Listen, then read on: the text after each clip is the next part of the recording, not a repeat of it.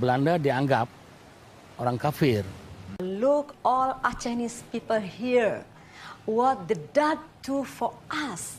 They're burning our mosque. So do you still to support them? Let fine. Heeft de Aceh-oorlog in zijn totaal nu geduurd? Ya ongeveer 70 jaar.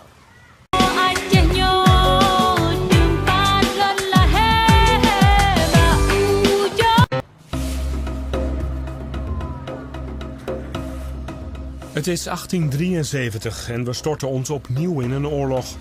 Het islamitische Aceh op het puntje van Sumatra is onafhankelijk.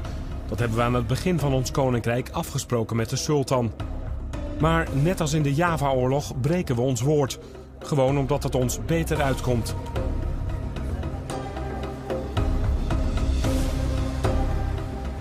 Een paar jaar eerder is het Suezkanaal geopend. Die doorgang betekent dat er een snellere route naar Nederlands-Indië is.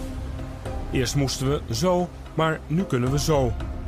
Het onafhankelijke Aceh ligt ineens erg strategisch aan een handelsroute. Nederland is bang dat andere landen Aceh veroveren en daarom doen we het maar zelf. Voor ons is het een handelsoorlog, maar voor de Acehers is het veel meer dan dat. In mijn geschiedenisboek stond dat de oorlog van de Acehers een heilige oorlog was tegen de Nederlanders. Klopt dat?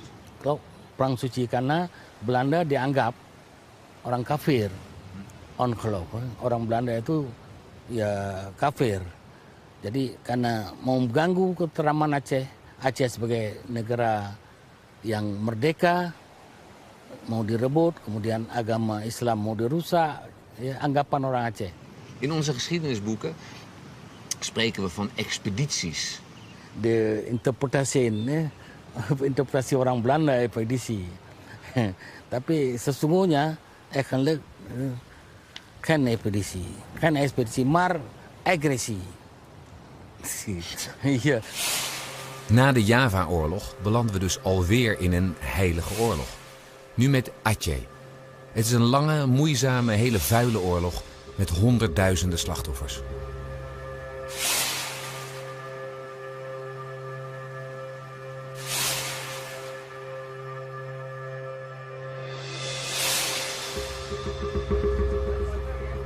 Aan de Nederlandse kant voert generaal Van Heuts de troepen aan. Een van zijn belangrijkste officieren is Jos Campioni, een Nederlandse kapitein met Italiaanse voorouders. Hij leidt de jacht op de opstandelingen.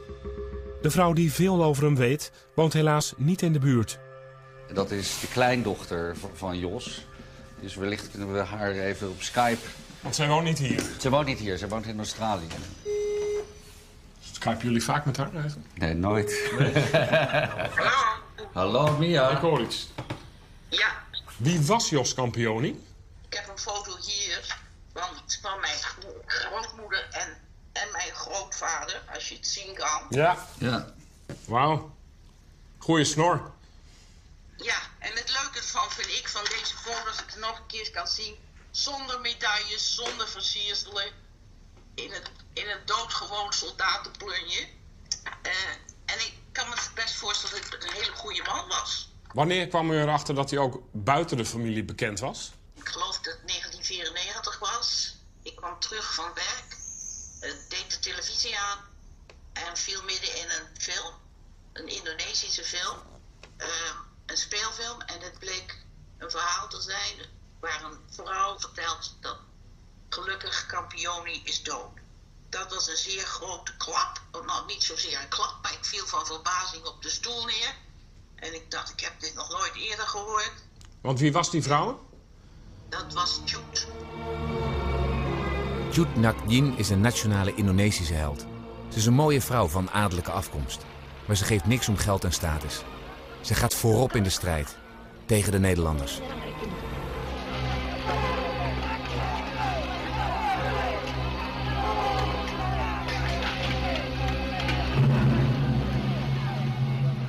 Ik bezoek het huis van Tjoet. Of eigenlijk is het een replica. Het origineel is vernietigd door de Nederlanders. Het is wel nagebouwd op dezelfde plek. Hier ontwikkelt ze een intense haat tegen de Nederlanders. Die haar man doden en de grote moskee van Kota Ratja platbranden. What happens when she sees that the mosque is burned down by the Dutch?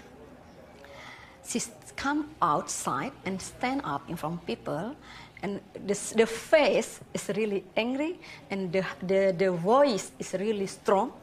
And she said to the people, look, all Chinese people here, what the Dutch do for us. They're burning our mosque. So do you still to support them? Let's fight.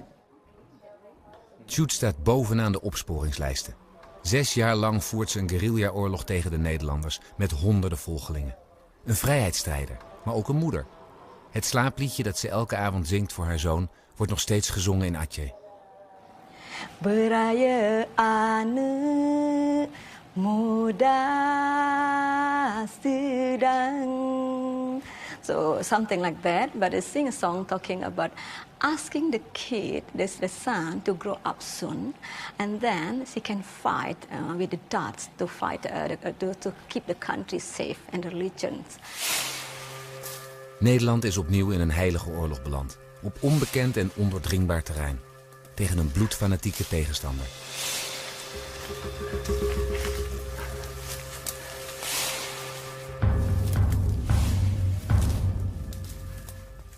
They burning whole village. They kill whole people. You see, just left one small children. I think 2 or 3 years. And you can see burning housing everywhere. They kill even women and children. I can understand her spirit. Why she want to fight? Because that's not really these people. Well, they did very cruel way. Chut Naqdien verbergt zich jarenlang in de jungle, maar wordt uiteindelijk toch gepakt. Ze is dan reumatisch en halfblind. Samen met Rushdie ga ik naar Pechut, de begraafplaats in Aceh, waar de omgekomen Nederlandse militairen liggen. In totaal zijn er 70.000 Acehers omgekomen en 15.000 Nederlanders. Hoe lang heeft de Aceh-oorlog in zo'n totaal nu geduurd? Ja, ongeveer 70 jaar. 70 jaar? Ja. Bij ons stopte de oorlog in... Begin 1873 tot 1942. Oh, maar in 42? Ik dacht dat die veel eerder eindigde. Ja, maar heel ander. Verkeer. Dat klopt niet. Nee, dat klopt. Jeetje. Te gek, hè? Ja, dat is te gek. Echt te gek. Ja, het is echt te gek dat ik dit niet... Dat is gewoon niet goed, hè? Nee. Omdat oorlog hoeft niet. Nee, het is verschrikkelijk. Maar het is ook verschrikkelijk dat ik me dit helemaal niet van de geschiedenisles kan herinneren.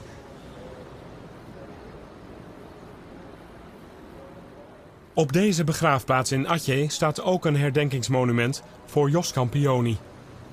Hij heeft de oorlog niet overleefd, hè? Wat weet u van de dag dat het misging met hem? Dat hij in Mullabo verwond werd geraakt door een verrassende campagne van Acehers, waarbij die Klewang verwondingen opliep, waarvan die blijkbaar helemaal niet zo erg bleken te zijn. Uiteindelijk door bloedvergiftiging is overleden. En mijn grootmoeder bleef achter met 4 kinderen. Toch een bijzondere geschiedenis, hè? Ja, absoluut. Wat ik hier nog heb, dat is ook wel bijzonder. Dit is echt het pistool wat hij bij zich had toen hij die aanval, toen hij aangevallen werd. En je kan hier... Deze heeft hij in handen gehad? Die heeft hij in handen gehad, ja. En dat kan je ook heel goed zien, want hier met die Klewang-aanval is hier een stuk uitgehakt. Oh ja. Maar dat heeft een deel van zijn hand ook niet overleefd. Nee, dat klopt. Zijn vingers. Dat is in een document ook beschreven dat hij zijn vingerkootjes verloren is bij die aanslag. Het lag bij ons thuis in het nachtkastje van mijn vader. En we mochten er eigenlijk niet aankomen, maar ik heb dat toch vaak stiekem eruit gehaald. En ook wel eens toen ik alleen thuis was en een griezelfilm had gezien, heb ik hem meegenomen. Naast mijn bed neergelegd. Voelde wel veilig. Voelde wel veilig, ja. Nu zullen mensen hier toch zeggen, die man stond aan de verkeerde kant van de geschiedenis. Dat zeg ik ook. Maar hij blijft mijn grootvader.